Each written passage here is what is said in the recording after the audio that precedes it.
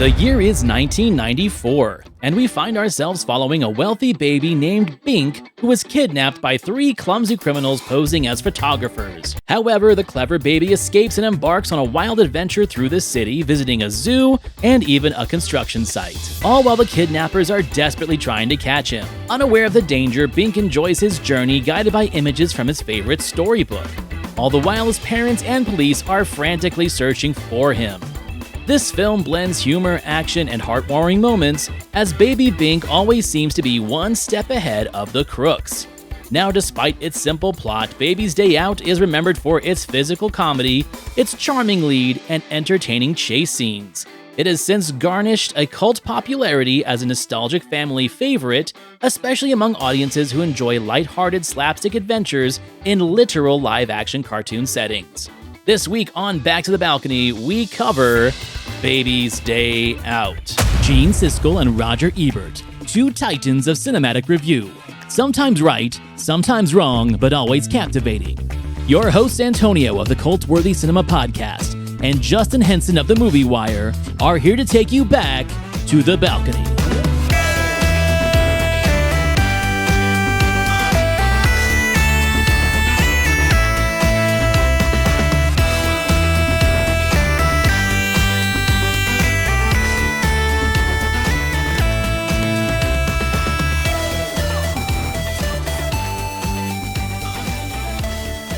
And this was like my answer to Cop and a Half, right? Because I had never listened to that Cop and a Half argument before, and it's one of the most famous arguments ever. I had a good friend, Craig McNeil, on my show. He has the Craig and Friends podcast, and usually he does like high-tier artistic cinema, and all he could do off mic was compliment our Cop and a Half episode because he loves it, and he's been trying to get people onto his show to talk about Cop and a Half, and nobody wants to because it just has that stigma to it. So when I was looking at the most, famous arguments or disagreements between Siskel and Ebert, especially in the 90s, this one popped up. And I remembered seeing this, not in the theater, I think catching it on HBO or something when I was, 13, 14, whenever this movie came out. Saw it once. I kind of got a kick out of it. And then I watched it again maybe 10 years later after becoming a fan of the director, Patrick Reed Johnson, who did the film Angus that we covered as well as others. And I realized that there's something more to this movie that I feel just didn't hit certain audiences, or most audiences, I would say. So I thought that it would be a good chance for us to revisit it, get your opinion, my opinion, and hear that famous argument between Siskel and Ebert. So we've never talked about this movie. Do you have a history with it? No, I'm kind of in the same boat as you are. I never saw it in theaters. It was kind of one of those that when it came out on video, we rented it, and I liked it when it first came out. But again, I was 11, 12, 13, whatever it may be. And we were too cool for it, right? Yeah. I mean, teenagers watching a movie about a baby against a trio of villains, it wasn't our cup of tea, but there was a certain appreciation to it. And I've watched it probably about 3 or 4 times over the years, not including the rewatch this week. And there is something about this movie that I really did have an attachment to. It's a movie with flaws, but we can almost overlook the flaws just based on the overall filmmaking. And I think that was the missing ingredient on where I've matured, where I can appreciate what Johnson is trying to do with this film. So I like Baby's Day Out, and I don't know if you anticipated me saying that, but it is something that is something for kids of a younger age, but also an appreciation of the visual style as an adult. I think that's it, because it's a hard sell. Like, what a hard sell of a film. First of all, John Hughes. We've already covered lots of John Hughes on this podcast. We just did Great Outdoors the other day, and I had a comment saying that, I feel that he gave his lesser favorite screenplays of his to other directors to do. And Patrick Reed Johnson was this one. Now, there's a very special connection there because Patrick Reed Johnson has more of an effects background, right? Like, he was a model maker, a special effects artist. So he kind of had a little of a cool younger person's insight and just kind of grew that into a career. His first film, Space Invaders, which we must cover on this podcast at some point.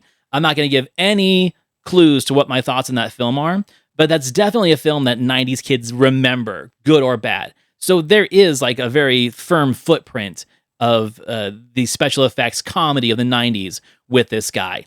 And then we talked about Angus, 1995, which is no special effects. It's more of a drama, a teenage comedy.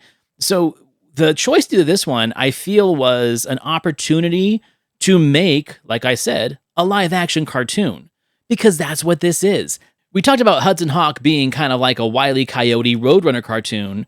This is more like the Animaniacs or a Tweety Bird cartoon, Tom and Jerry. There is a very surreal, almost animated quality to this movie when the hijinks happen that the baby is completely oblivious is in danger. He's just walking around the city, crawling around the city, I should say, while our three bumbling kidnappers are going through, honest to goodness, cartoon pratfalls.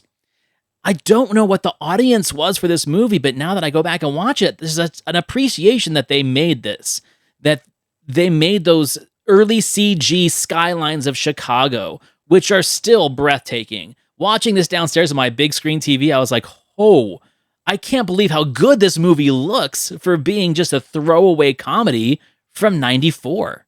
Well, I think the cartoon element is there. I don't think I appreciated the cartoon element as much as you did, because it reminded me more of a subtle Babe Pig in the City, where we have the visuals, but it's a lot more pulled back, especially when it comes to the villains, where... Don't talk bad about Babe Pig in the City, but continue. No, I am not. I love Babe Pig in the City, but I'm talking the visuals versus the characters. Yeah. The characters in Babe Pig in the City are a lot more animated, but the visuals are almost alike in a sense here, where we are engulfed into this world where it's contemporary, but old school, like 50s Chicago. Yeah. So there is a lot in the visual style that we can compare, but the villains, they're mere props to the child. They are just following this kid, and that's where we'll get into some of the flaws, I'm sure. But this is where the villains really do walk a fine line between cartoonish and a serious performance almost, and just have situations just happen to them. So I think what the intent is you can borderline the cartoon aspect of it, but we love the baby too much. And I think his situational pieces and scenes in this movie are more of the entertainment value than our villains just chasing this baby. So I think this is where I had a problem with the main aspect of it is we throw in the villains as props, but we like this baby too much. And our critics are probably going to talk about it we don't really care about the villains. We really don't, because they're solid performances, but we don't know if they're supposed to be slapstick or they're supposed to be serious, because it's an inconsistent antagonist. They're very one note. And I think that the problem with this movie is that they are given way too much movie to fill, right? And it is a little bit long. They mentioned that in the critique. It is a little bit long for a movie like this.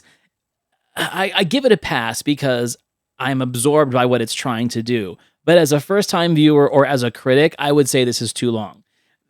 Just based on the people behind the scenes on this almost feels like it should have been an episode of Amazing Stories back in the 80s, right? You know, like a 45, 50-minute long thing with commercial breaks. It seems perfect for that. Like what Brad Bird was doing before he hit it big with animation and feature films. He was doing these little 45, 50-minute long episodes of Amazing Stories. That almost feels like what this should be, especially since it does kind of live in that idea of a live-action cartoon, much like what Roger Rabbit was doing back in 1987. This does kind of feel like a continuation of that. At first, I was offended by one of our critics saying that, but then I had to sit and think about it, and it kind of is right. Like, the baby doesn't talk, he doesn't smoke cigars, it's not that kind of cartoon, but the pratfalls, the cartoonishness of the violence, and it's violent. This is a violent movie. It's cartoon violence, but it's violent nonetheless. It's like when I go back and watch old Tom and Jerry cartoons, and I was like, oh, Tom essentially commits suicide in every episode, right? In every cartoon short, he shoots himself with a gun and just turns his face black and everything. But I forgot how serious tones were in those cartoons, and this kind of does the same thing. So let's talk about the villains, because that was a main point of me bringing this to the episode. As we talked about how much we liked the cartoonishness of the villains in Cop and a Half. The Ray Sharkey character was just a perfect kind of slimy sleazeball lounge lizard villain, and his two lackeys, Frank Zivero and the other guy, were perfect complements to that. And I was instantly reminded of Joe Mantegna, of Joe Pants, and of Brian Haley as Vico. These three guys. Now, you nailed it right on the head. Performance-wise, they don't phone this in. They are doing their best work in this. They are giving 100%. We've seen Joe Pants do the slapstick before, like in Goonies and stuff like that, right? But Mantegna, with the exception of maybe Airheads, he's a pretty serious actor from the Mamet School of Acting. So to see him put on these ridiculous disguises and fall off of trucks and fall off construction site cranes, it was a real interesting thing to watch him do that. And I was totally bought in because he was bought in. And I agree with you 100%. One-note characters, but the performers behind them were really giving it their everything. You forgot to mention the record-breaking ball-smashing scene that goes on way too long in this movie, but at the same time, I appreciate Mantegna getting his ball set on fire and smashed over and over again for, I think... over like, I think it was a minute. I had to time it. I think it was 1 minute and 35 seconds of ball smashing. So... So he does do a good job. And I think what the intent was, him be the serious one and the other two be the goofy sidekicks that we usually see with villains or Disney villains or whatever it may be.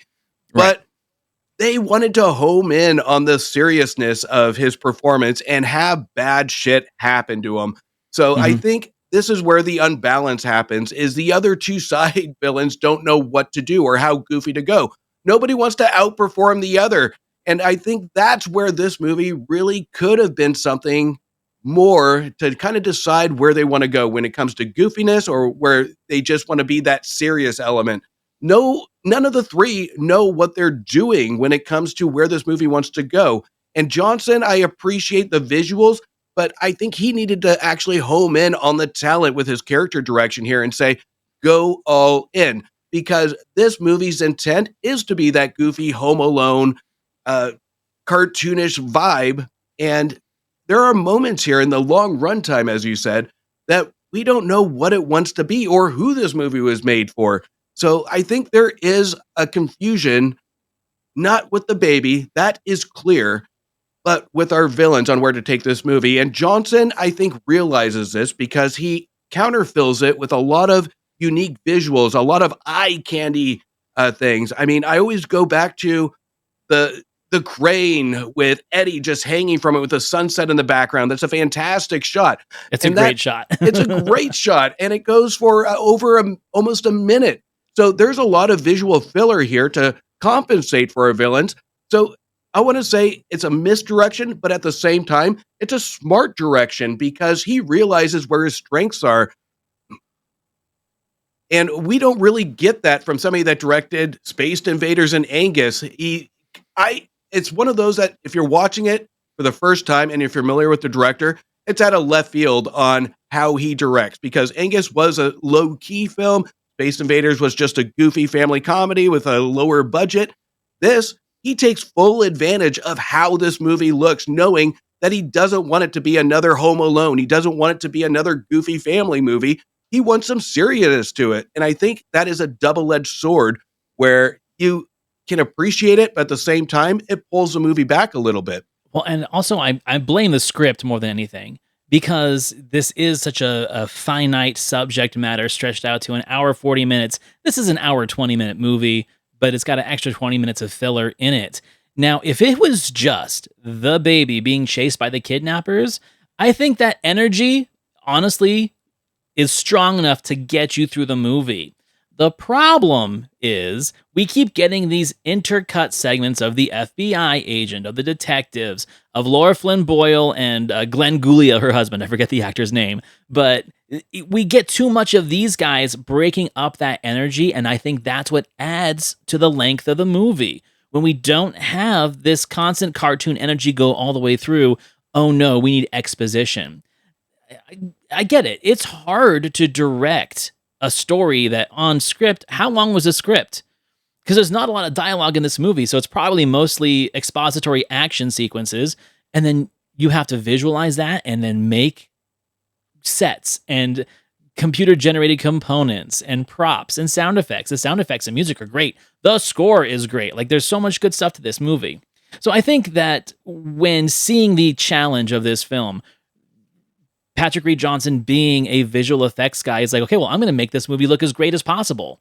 Because there's not a lot of story here, guys. There's not a lot of script here. So let's just do what we can to make it visually stunning. And I think that's one of the big things that I miss about the days like this is where, you know, a film like this probably wouldn't get greenlit these days. If it did, it'd be CG all the way. It wouldn't be a live action thing. It would be animated because no one wants to put the time to impress you, because now we are expecting only, let's say, half of the movie's audience to ever see it on the big screen.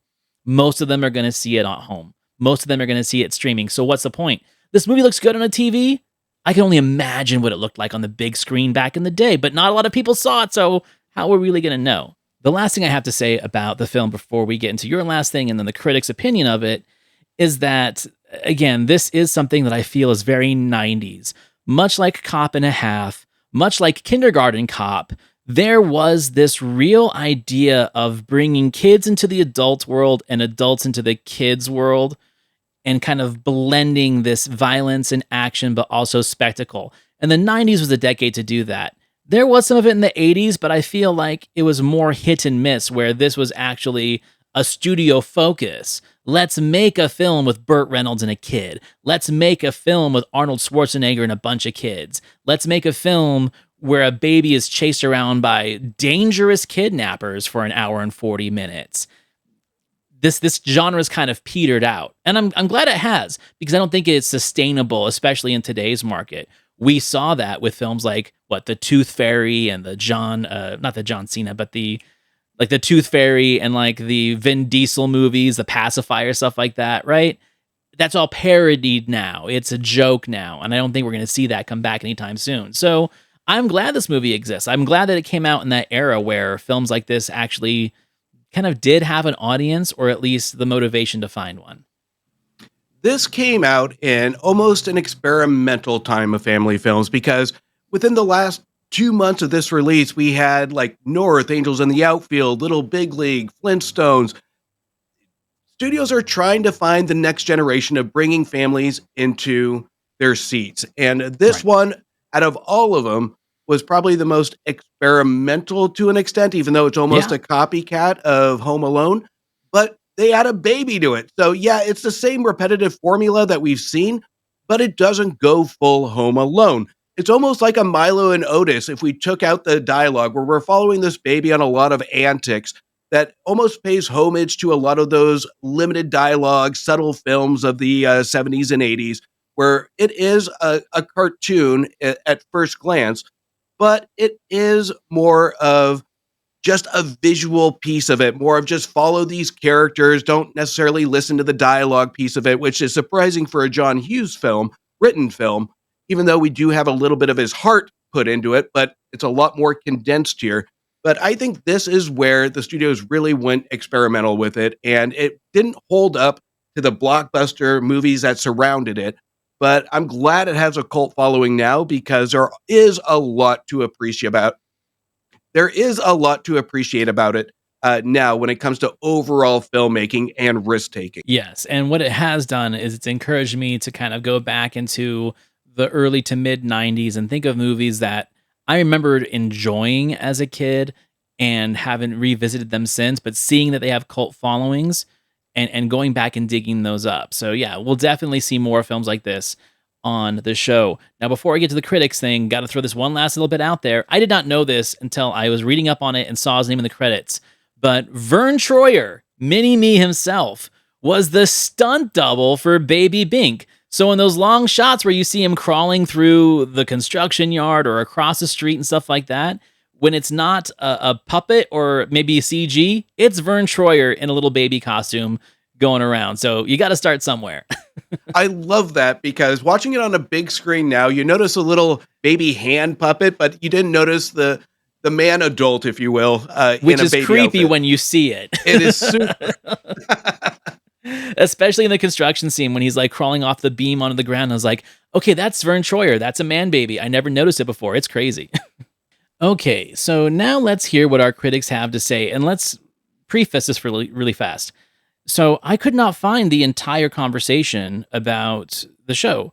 All I could find was an argument at the end. I scoured the internet everywhere, and it shares the same episode as the movie Blown Away, and all I could find was just their conversations at the end debating, not the full review of the movie. But I think that's okay because it seems like the media stuff is actually in their post critique argument. So that's what we're going to listen to. It's just one clip, it's about a minute and a half, and Gene was the one that actually brought this to the show. After The Lion King, I think Baby's Day Out is your kids, little kids, next best choice. Well, this is fascinating, Gene, because you've just defended this film on exactly the same grounds that I used for The Shadow. You like the art direction, you like the look, you like the old-fashioned and other feel, things. You like the tone. Well, I hated this movie more than any other movie on this show, and I'm really surprised at you. You should be ashamed of yourself. What, first of all, for not agreeing with you? I've never been ashamed of that. I've been proud of that. Okay, well, in that case, here's another star for your lapel. Okay. This movie is not funny. It's way too long. The burglars, who are recycled right out of Home Alone, are really awkwardly written, awkwardly played, and they're not funny at all. And the fact, of course, this whole movie is obviously inspired by Baby Herman, the sequence at the beginning of Who Framed Roger Rabbit. It's funny in a cartoon because it's not real. If you think that a real baby crawling through traffic and crawling out on it, look, you're already smiling. You think that's funny. I didn't think it was funny. I thought it was an absolute perfect child's eye view of the fantasies that they might have. And little kids, this is where I think you're off by a lot, little kids will really have their hearts in their throats as they watch this thing and will be tickled and will be absolutely tickled by the way the baby survives and the bad guys are foiled. I don't think it's a movie that's appropriate for little kids. I can remember when I was 3.5 years old, I went to see a movie where Mickey Rooney was standing on a ledge outside a window. It was a comedy. Everybody was laughing. I was terrified. I think a little child who sees this baby about to fall off of tall buildings and be crushed by big cars isn't going to know it's funny. Oh, you know, I better go back and find out who attended that sneak preview. I saw all those children are in dear jeopardy of becoming We attended Roger Ebert. the same screening, and those kids were not with that movie. We didn't attend it. I saw it in Michigan City, Indiana, last Saturday, so you're wrong. Totally different audience. They're so bitchy to each other. I love it.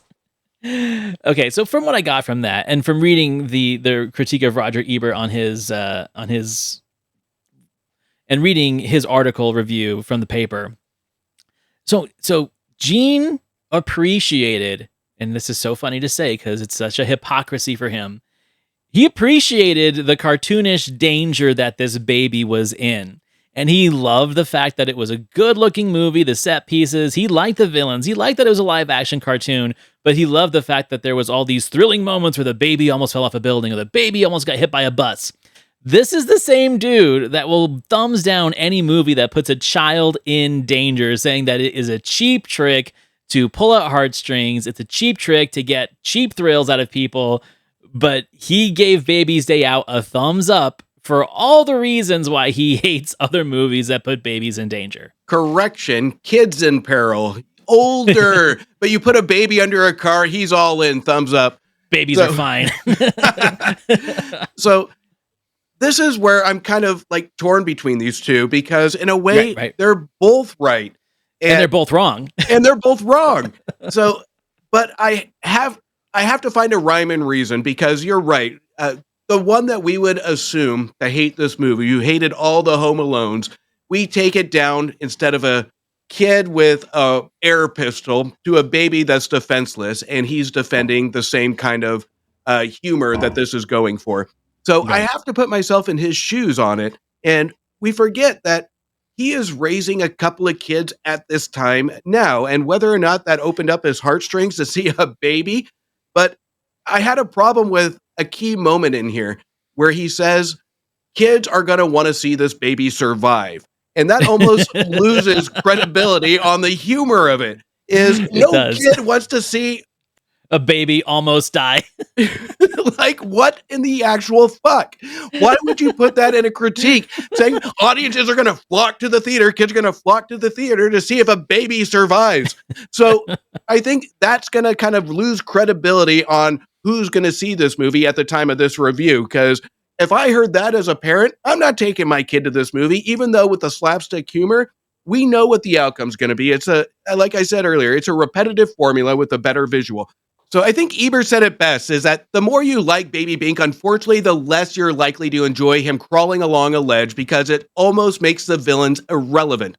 So this is where I kind of agree with him, is I was more concerned with the baby, and if I were to put myself in that theater at that time, I wouldn't like laugh or gasp along with the villains. I would gasp for the baby. You see him hanging from one of those construction metal pillar things, and you're like, oh God, as a parent, if he's going to turn left one instinct, it's over. So there is more stakes in this movie than a lot of movies, even though we know the outcome. So I think Roger is right in that aspect, is when we do take a child in this kind of peril, it takes away a little bit of the humor. And that's where I think the villains really should have leaned more to the goofiness of it to kind of give us a breath of fresh air, or just kind of make us relax a little bit to say, you know what, I guarantee you things aren't going to be as serious as you take it. So I think that's where the balance comes, where I think they're both right, but like we said, they're both wrong.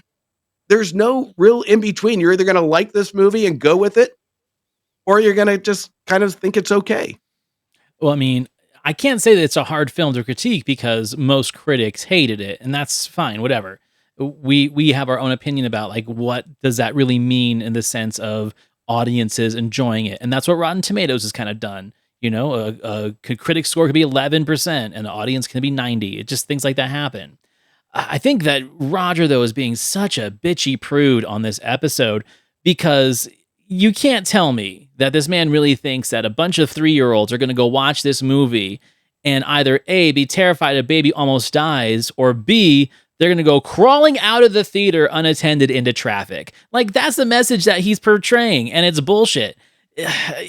I don't know. Maybe he was having an off week. He didn't want to put too much thought into it. They talk way too much about this film than they would any other type of movie, and only because Gene liked it. If Gene hated it, it'd be conversation over, thumbs down, let's move on. But sometimes they have conversations like this.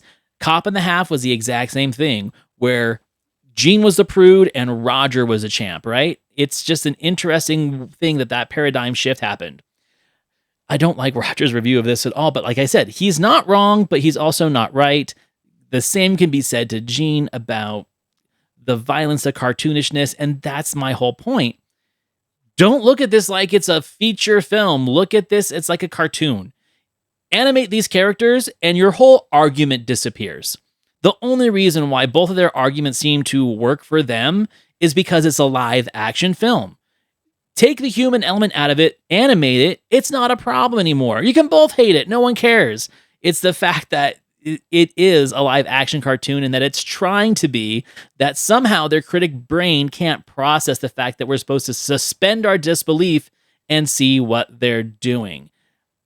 I think the movie lacks the satire or the self-awareness of itself to make that easy for a lot of audiences, because it plays very one note all the way through. It doesn't wink at you saying, we're a cartoon. It just expects you to know it. And I see how some people might get lost in that. But yeah, it's such a weird conversation for them, and it's such a weird take for Roger to have, that this baby is going to cause the mass death and extinction of babies as they walk out of the theater. This is a movie where the phrase everybody's a critic comes into play, and I'm going to lose a little bit of credibility here, is critiquing a movie like this is stupid. It doesn't matter, because it is going to be a particular taste. It's going to be experience. And I go back to, like I said earlier, Gene just having a couple kids at this point. He might have related to just a baby on screen. Roger, just the other day, I watched a review of Siskel and Ebert on Star Kid. And that one is interesting because it is, if you haven't seen that one, I'm sure that based on that conversation, it's going to end up on the show, because it's a back and forth. You should. But after watching the argument, you probably, because it goes into the debate, is what's more important, critiquing based on your own taste, based on the filmmaking, or based on what the audience feels. So, and that's what this movie is a prime example of, is how you're going to feel as an audience member of what the intent is. Because Roger loves Star Kid. He loved Home Alone 3. Roger didn't have kids. He's taking himself back to his own childhood. If you put a baby in a movie like this, he's not going to reflect on it because he can't relate to it. This is a movie of relatability of being a father versus not being a father, if I were to go down that route, of family movies. Roger loves to relate himself to where he was as a kid, where his imagination was. And Gene, I think, is putting his imagination in the kid's point of view of fatherhood. So that's where, again, criticism with this movie doesn't matter. It's about relatability and the fun factor of, is your family going to have fun with it? Can you relate to how a baby reacts on screen? Me, and I'm sure you, as a father, can relate to the mannerisms of the baby, the laugh. If you can't smile at the laugh of this kid on screen, you're evil because it's infectious. So I think, again, criticism doesn't matter when it comes to this type of movie because of its pure relatability. Yeah, it's a good movie, baby. Like, maybe top 5 movie babies of all time. I would say the little Elora Danan from Willow is high up there on the list of like good movie babies. This one's high up there. I'm not a fan of Oscar from Ghostbusters 2. Not a lot of energy there, not a lot of personality, right? But this is a good movie baby, Baby Bink. Yeah, okay, I agree. So like, how do we judge these guys? So I like this movie. I feel I don't like it as much as Gene seems to like it, which I'm actually pleasantly surprised he does, and I'm impressed by it.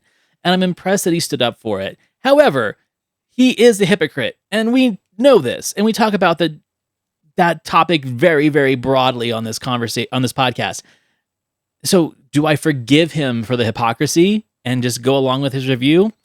I don't know. I'm not sure if I want to factor it in there. I think the smart thing for me to do is just to go basis by basis, right? Episode by episode, and just keep it in the framework of that conversation and stop letting his previous hypocrisies and opinions bleed into other ones. Because I'm guilty of that, especially season 1. I did a lot of that. I'm trying to look at things at like case by case basis. So if this isolated review and conversation comes into play and I forgive all the other hypocrisies of movies that I love that he shit on, I'm going to say that I think this is a solid B from him. I kind of like it.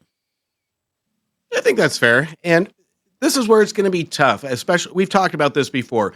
When we enjoy a movie and our critics don't, it's hard to keep bias out of it. But like I said earlier, it's hard to argue with Roger because I see where he's going with it. Do I think he was a lot harsher and opposite to Gene of you really liking the movie? I do. I think he was pretty harsh on it because given Roger, I would expect him to at least appreciate the visuals that he's done in movies past, to appreciate the tone it's trying to do. And is it executed fully to the cartoon extent? No. And I think that's what Roger put himself on. He was hoping for that imagination and he didn't get it. And is it funny? Not as funny as I think Gene made it seem to be. And I think Roger went all in on that. This is a visual family movie, in my opinion, that isn't perfect, but it's enjoyable just by the pure tone of it. And I wish Roger would have gone with that he's done in the past to at least appreciate the filmmaking aspect of it. So I got to be almost in the middle with it. That's fair. I got to go 2 stars with him because I can't disagree with him. I do wish that he went further in the filmmaking process, even though I think with critics at this time, it was a waste of time. They put themselves up on a pedestal to say, this movie is generic, it's silly, I'm not going to waste my time talking about the filmmaking process. And I think that's a huge mistake because there's a lot of good stuff here. You know, it made me think about, like, how could we fix this movie at all? And as much as I like the 3 kidnappers and the villains, it makes me think, like, when people complain that things are stereotypical or things are just, like, playing things too hard on the nose of performers or comedy troupes past, there's a reason for that. There's a formula, and the formula works. It's the 3 Stooges, it's the Marx Brothers, right? You got the smart one, you got the wisecracking, kind of sly, mischievous one, and you got the dummy, right? You got to have like a dynamic like that. And the problem is that all 3 of these kidnappers are essentially the same level of intelligence and toughness, right? Vico's probably the dumbest, but we only say that because he doesn't talk as much. But they all do dumb shit, right? And they all do kind of smart shit. There's no Groucho, there's no Harpo, and there's no Zeppo, there's no Chico. There's no prominent I'm the smart one, I'm the tough one, I'm the dumb one. They all kind of exist in the same level. And that's why I think hurts the movie. Because if you're going to have a trio, they should be very designated in what their role is. And I think that's one of the reasons why we're not invested so much in them, because they're too generic. I think this movie would have gone a lot further if they stuck with one villain and focused all in on one villain, to be almost like a Roadrunner cartoon, like a Looney Tunes cartoon, to really just have all in on the dialogue and the situational bias of it. So I think they could have gotten a lot of creative, and it would have expanded their minds during this with Hughes' screenwriting process to really say, what am I going to do with two characters to give that cartoonish feel? And I think that's where Roger really kind of is having trouble with the cartoonish aspect of it, of acceptance, because there are too many characters. And I think they're trying, the three characters take up screen time that really go nowhere, versus just make it a damn cartoon. Just make it a cartoon. Make it fun. You can still have the tone, but at least just focus on the two characters, and then that would be almost a more memorable villain, because I think the Home Alone villains, that's where we're going to compare it to, because that's where it is. And those are memorable, and it's hard to hold a standard to those two. It's also where Dennis the Menace got it right and just had one villain, and a good one, Christopher Lloyd. So yeah, we might have to do that movie too. We might have to do a bunch of early 90s kid movies just to try and prove our point, write our thesis on villainy in kids' movies of the early 90s. Anyway, I regress. So, anyway, we are starting our spooky month. This is the last episode of September. We are jumping into October, where we've got a lot of good horror, spooky, violent movies coming out. But the one that we'll be talking about next week, Justin's bringing to the show, we are doing Wes Craven's Scream.